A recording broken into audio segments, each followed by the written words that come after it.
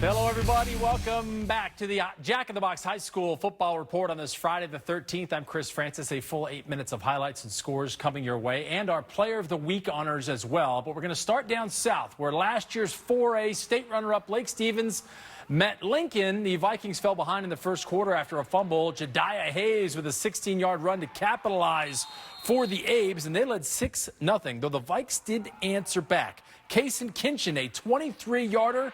He turns on the Jets at the end, through the seam and in. So it was 7-6 Lake Stevens in the second when they struck again. Tanner Jellison, little screen pass, little misdirection the other way, and Dallas Landeros goes in for the score, 14-6 Vikings.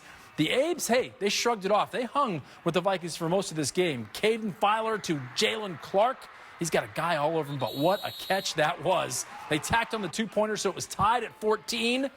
The Vikings in the fourth quarter score when Kason Kinchin had a 55-yard run, and the payoff was Dallas Landeros right there with the 1-yarder. And here goes Landeros again, faking out the cameraman, 29 yards to make it a 35-20 score for the Vikings, and they get the job done, improved to 2-0 behind the play of Jellison, Landeros, and Kinchin.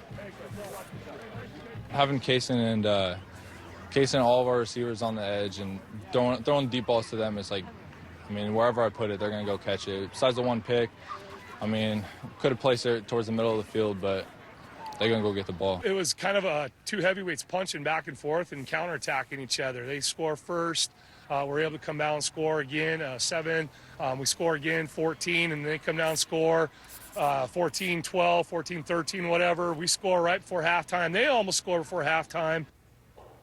Oh, yeah, that's what we like. Back and forth, these games. Jellison, the man who drove the bus today, you heard from him. With the exception of that interception he talked about, he was efficient. He threw for nearly 200 yards and a couple of scores and was helped out by the rushing of Landeros, 19 carries, 135 yards, and 2 touchdowns. Without a doubt, the Vikings, the top-ranked team in 4A, they can get back to that state championship. They certainly took care of a good 3A team tonight. Having Dallas back in the backfield, Dallas going to get some yards. I mean, I told him before he ran one in the touchdown, I was like, hey, go get this, we need this. And sure enough, he goes and gets tutty. And that's what you kind of expect when you come down here and play a Lincoln team. They're a state playoff caliber team, and we knew that coming in, and that's what we're trying to prepare for too. And so what a great challenge for us. Early in the season as well. All right, it's time for you once again to speak up. Which game would you like to see next week? The voting is brought to you by All City Fence, and all you got to do is head over to KIRO7.com/vote now or download the KIRO 7 mobile app. You will see 3 options: Mount Vernon against Cascade, Monroe at Lake Stevens, who we just saw, or Puyallup at Sumner. That's always a rivalry. We'll highlight the game with the most votes next Friday right here on KIRO 7 at 11, but the clock is ticking. Voting is only open until the end of the show, so choose your matchup, and we'll have the live results in just a couple of minutes. What a start to our season. Our Jack in the Box Player of the Week. Boy, did he have a great game last week. Devonta Murphy McMillan of Cascade lit up the stat sheet last Friday as the Bruins won the Battle of Broadway against Everett. Murphy McMillan was a one-man wrecking crew, rushed for 334 yards and 6 touchdowns. Here's the kicker. He did it on just 20 carries. Like most good backs, he was quick to give his offensive line most of the credit.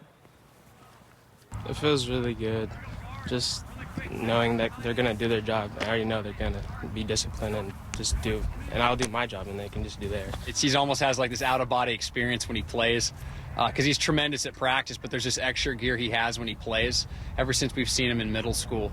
And, you just get him through the line of scrimmage, you think he might score every time he gets the ball. He almost did that last week. We'll see more of Murphy McMillan in just a few minutes here on the Jack in the Box High School Football Report because his Cascade team met Blanchette. Plus, a big rivalry in 2A and the annual Helmet Bowl. All of that coming up after Claire's forecast.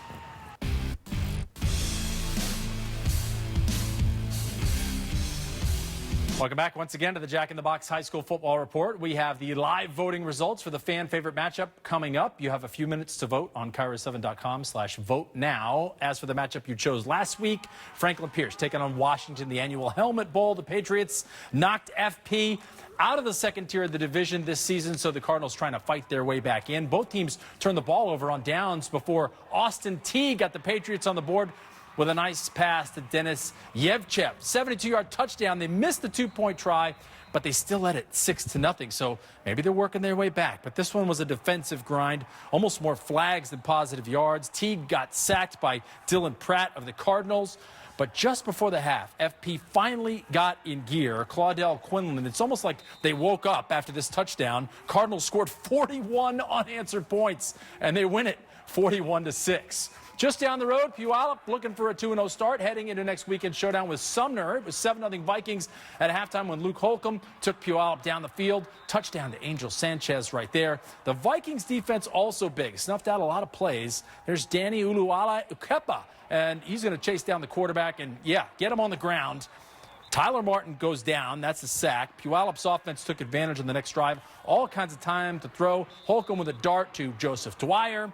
Puyallup won it, going away 41-0. Back up here in Seattle, two teams that will fight for a Metro League postseason spot. Nathan Hale against Chief Sealth. The early games count just as much when you're trying to make the playoffs later in the season. Raiders trailed 12-8. But Nate Hess with the touchdown run. They tacked on the two-point conversion for a 16-12 lead. Seahawks answered with their running game. Bishop Jackson kept the drive alive, a 20-yard run on 3rd and 15. Hale did have that short lead, but Self came back to win the game, 27-24. Also from Metro, Bishop Blanchette hosting Cascade out of Wesco, and our player of the week, Blanchette solid in the second half. Connor McCallum powered across the goal line for the touchdown, 28-13 Braves. Now here's our player of the week, Devonta Murphy-McMillan. His coach said every time he touches the ball, he can go for a score. Well, he certainly did that one more time. 57 yards. That made it a one-possession game. But Blanchette, man, they kept the pedal down. This time they go through the air. Alex Johnson to Andrew Holloman in the back of the end zone. Bruins did put up a fight, but Blanchette pulled away. 47-26. They win it on their home field. Up at Edmonds Stadium now. Shorewood and Meadowdale before the full moon came out. Scoreless game until the Mavericks found the end zone, a nice fake pitch, and Hussein Almaya put Meadowdale up 7-0. They can celebrate. Second quarter, more from the Mavericks as Hunter Moen calls his own number and goes in. Meadowdale ran away. From there, they take it 40-8. Thursday night in Lakewood, defending 4A champion Union visiting 2A contender Stellicum.